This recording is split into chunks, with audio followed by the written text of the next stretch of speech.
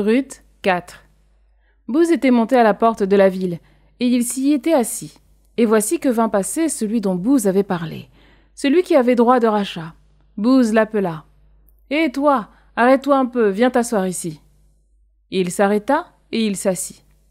Booz prit alors 10 hommes parmi les anciens d'Israël et leur dit « Venez vous asseoir ici pour siéger. » Et ils s'assirent.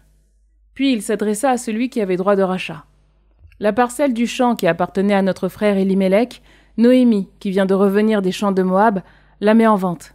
Et moi je me suis dit que j'allais t'en informer en disant « Veux-tu, devant ceux qui siègent ici, devant les anciens du peuple, veux-tu acquérir ce champ? Si tu veux exercer ton droit de rachat, fais-le.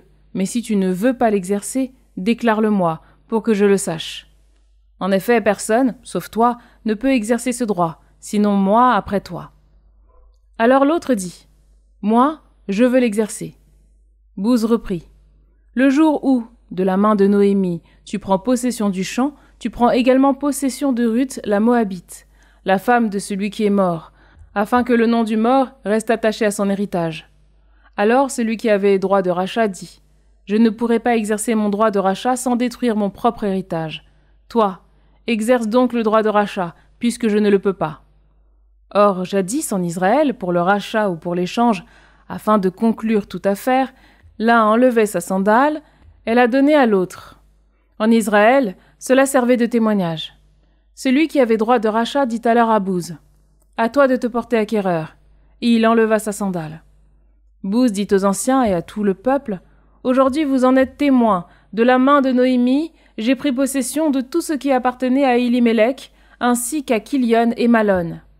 J'ai également pris pour femme Ruth, la Moabite, la femme de Malon, afin que le nom du mort reste attaché à son héritage et ne soit pas effacé parmi ses frères ni à la porte de sa ville.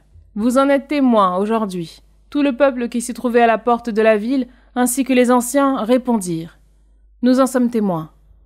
Que le Seigneur rende la femme qui entre dans ta maison comme Rachel et comme Léa qui, à elles deux, ont bâti la maison d'Israël.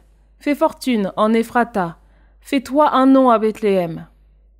Puisse la descendance que le Seigneur te donnera par cette jeune femme rendre ta maison comme la maison de Pérès que Tamar enfanta à Juda.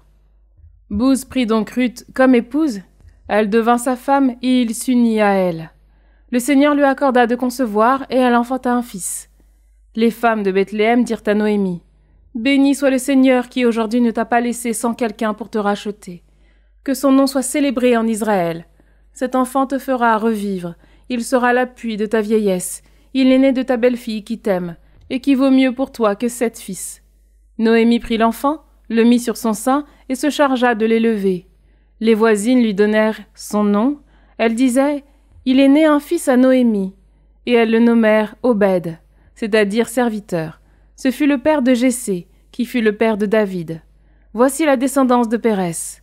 Pérès engendra Esron, Esron engendra Ram, Ram engendra Aminadab, Aminadab engendra Naasson, Naasson engendra Salmon, Salmon engendra Booz, Booz engendra Obed, Obed engendra Jessé, et Jessé engendra David.